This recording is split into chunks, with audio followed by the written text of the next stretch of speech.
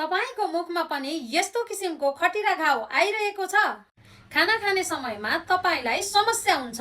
कुनै कुनै समयमा त एउटा मात्र होइन, धेरै नै देखा पर्न थाल्छन्। तपाईलाई थाहा छ, यो प्रब्लम सिर्फ स्पाइसी फुडहरूको कारणले मात्र हुँदैन र यो घाउ अथवा छालेको नाम हो क्यान्कर सोर। यो क्यान्कर सोर तपाईको जिब्रोमा, गिजामा, लिप्समा र लिप्सको बाहिर पनि आउन सक्छ। यसको कमन कजहरू हुन्छ पोर स्लिप या त स्ट्रेसको कारणले, धेरै स्पाइसी फुड खानुले या त एसिडिक फुड खानुले गर्दा, पोर गट हेल्थको कारण एन्ड न्युट्रिसन डिफिसियन्सीको कारण। तपाईले आफ्नो आइरन, B12 र फोलेट लेभलको चेक गर्नुपर्छ।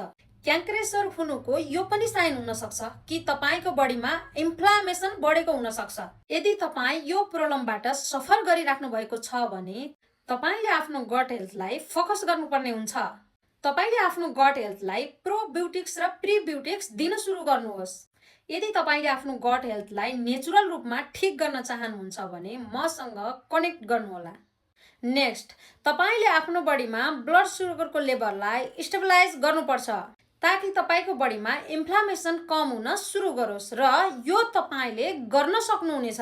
डाइट प्लान र एक्सरसाइजको साथमा सुपर ब्यालेन्स खाना खानुहोस् र खाना खाइसकेपछि बस्न चाहिँ छोडिदिनु होला।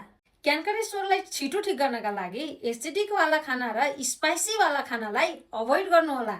र लास्टमा, यदि तपाईको बडीमा आइरन, B12 र फोलेटको कमी छ भने हाई क्वालिटी फुड सप्लिमेन्ट लिन चाहिँ ढिला नगर्नुहोला। कमेन्टमा लेख्नुहोला के तपाईको पनि मुखभित्र यस्तो किसिमको छाले घाउ आउँछ। यदि तपाईलाई यो इन्फर्मेसन इन्फर्मेटिभ लाग्यो भने यो आइडीलाई फलो, लाइक, कमेन्ट र सेयर गर्न भने चाहिँ नबिर्सिनुहोला।